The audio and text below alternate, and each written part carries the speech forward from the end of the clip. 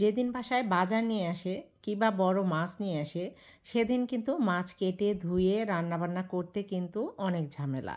তারপরেও কিন্তু মজা করে তাজা মাছের ঝোলটা খাওয়া যায়। হ্যালো এভরিওয়ান, আসসালামু আলাইকুম। বাজার থেকে এত বড় একটা রুই মাছ কিনে নিয়ে আসছিল। এই মাছটা আমি কেটে নিয়েছি।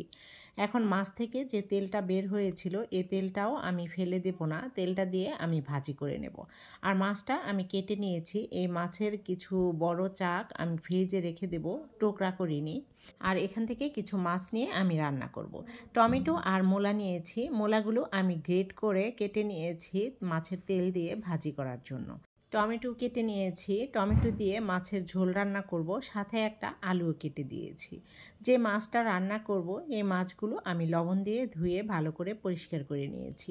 এখন রান্নাটা করে নেব। চুলায় একটি পাতিল বসিয়ে দিয়েছি, পাতিলের মধ্যে তেল দিয়েছিলাম। তেলটা একটু গরম হয়ে গেলে এখানে কেটে রাখা পেঁয়াজ এবং কাঁচামরিচ দিয়ে দিলাম। পেঁয়াজ কাঁচামরিচটা একটু ভেজে নিয়ে এখানে এক এক করে মশলা দিয়ে দিলাম। রসুনের পেস্ট দিয়ে দিলাম, হলুদ গুঁড়ো, মরিচ গুঁড়ো আর স্বাদ মতো লবণ দিয়ে দিলাম। এখন লবণটা দিয়ে একটু পানি দিয়ে আমি মশলাটা ভালো করে কষিয়ে নিয়েছি। মশলাটা কষানো হয়ে গেলে এখানে কেটে রাখা মাছগুলো দিয়ে দিলাম। এখন একটি ঢাকনা দিয়ে ঢেকে দিলাম মাছগুলো কষিয়ে নেওয়ার জন্য। এই তো মাছগুলো কষানো হয়ে গেছে। এখন একটা বাটির মধ্যে আমি মাছগুলো উঠিয়ে নিয়েছি। এখন মাছ কষানো ওই ঝোলের মধ্যে আমি টমেটোগুলো কষিয়ে নেব। পাকা টমেটো কষাতে কিন্তু তেমন একটা সময়ই লাগে না। একটি ঢাকনা দিয়ে ঢেকে আমি টমেটোগুলো কষিয়ে নেব। অন্য পাশের চুলায় আমি ভাজিটা করে নেব। এখানে তেলের মধ্যে আমি কাঁচামরিচ পেঁয়াজটা একটু ভেজে নিলাম, দিয়ে দিলাম 2টা তেজপাতা। এখন দিয়ে দিলাম মাছের তেলটা যে ধুয়ে রেখেছিলাম এই তেলটা দিয়ে দিলাম। এখন এখানে দিয়ে দিলাম রসুনের পেস্ট, হলুদ গুঁড়ো, মরিচ গুঁড়ো, স্বাদ মতো লবণ। অল্প একটু সময় নিয়ে আমি এই তেলটা মশলার সাথে ভালো করে কষিয়ে নেব। এই মাছের তেলগুলো যখন ভালো করে কষিয়ে নেওয়া হয়ে যাবে তখন এখানে আমি গ্রেট করে রাখা মূলাগুলো দিয়ে দিলাম। এই তেলের সাথে মূলাগুলো ভালো করে মিশিয়ে একটি ঢাকনা দিয়ে ঢেকে অল্প আঁচে আমি মূলাগুলো ভেজে নেব। মাছের তেল দিয়ে এভাবে মূলাটা ভাজি করে দেখবেন, কেউই ধরতেই পারবে না যে এটা মূলা ভাজি। আর এদিকে টমেটোগুলো কষানো হয়ে গেছে। এখন মাথাটা দিয়ে আমি পরিমাণ মতো ঝোল দিয়ে ঝোলের মধ্যে আমি মাছগুলো দিয়ে দেব। এখন একটি ঢাকনা দিয়ে ঢেকে আমি তরকারিটা রান্না করে নেব। আমরা মেয়েরা কিন্তু রান্নার ব্যাপারে বেশি আগ্রহী। যখন তরকারিটা হয়ে যাবে নামানোর আগে এখানে আমি কাঁচামরিচ আর 2 টুকরো জলপাই দিয়ে দিলাম।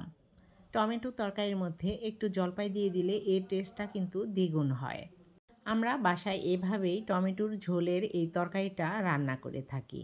আর এদিকে মাছের তেলের যে মূলা ভাজিটা, এই ভাজিটাও প্রায়ই হয়ে আসছে।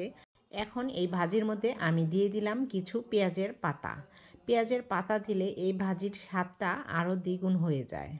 অনেকে মনে করে রান্নাটা খুবই সহজ, কিন্তু যারা রান্না করে তারাই ভালো বলতে পারে যে রান্না করতে কতটা খাটতে হয় একজন মানুষকে। রান্না প্রতিটি মানুষের জন্য অত্যন্ত গুরুত্বপূর্ণ।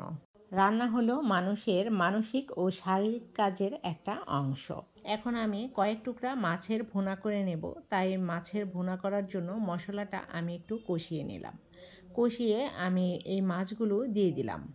মাছগুলো মশলার সাথে একটু নাড়াচাড়া করে একটি ঢাকনা দিয়ে ঢেকে রান্না করে নেব। আজকের মতো আমার দুপুরের রান্নাবান্না শেষ। রান্না ভালোবাসার একটা অংশ। ভালো মানুষের রান্না এবং ভালোবাসা দুটোই কিন্তু ভালো হয়। আর এই রান্নাটা কিন্তু সবাই পারে না। যারা পারে তারা মানুষকে রান্নার মাধ্যমে কিন্তু মুগ্ধ করতে পারে। আজকে এ পর্যন্তই। ভিডিওটি যদি ভালো লাগে একটা লাইক, কমেন্ট এবং শেয়ার করে দিবেন। আল্লাহ হাফেজ সবাইকে।